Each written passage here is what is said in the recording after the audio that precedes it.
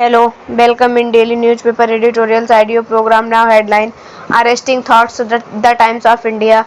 Now headline in detail: Arresting thoughts the Times of India. White and anti-national slogan, however, defined a crime, but about the right to free speech.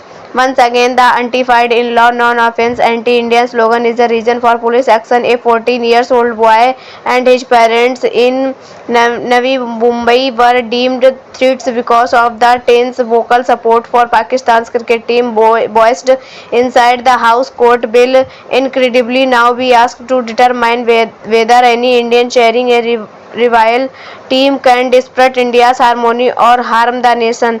But even as things stand, the case unravels itself. Police acted swiftly upon a complaint by locals barking by the house who heard the boy cheering during Sunday's India-Pakistan cricket match. They confronted the parents who stood by their son over the cops who obliged by arresting the parents and sending the teen to a remand home. No less egregious was the fact that administration found enough case to raise the scrap dealer's business place within 2 days on the fig leaf of the property being unauthorized.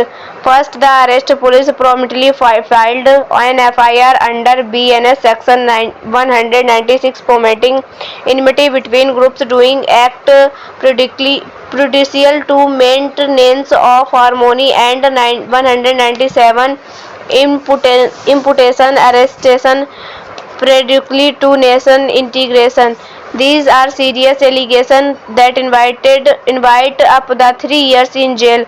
Surely police should be trained enough to know these clauses don't apply by simple common sense, but clearly since they acted basic locals reportedly saying there were vulgar slogans, misapplication of the law was not an issue for cops. Second, the raising of a place of trend is flagrant violation on the Supreme Court's detailed guidelines issued in November 2024 to be followed before tearing down alleged authorized construction. This direction included a 15-day prior notice to the owner and a step-by-step process including the day to hear the owner, but the Sindhudurg District Malwan Municipal Council with was unnecessary. Letters from cops and the local MLA were reason enough.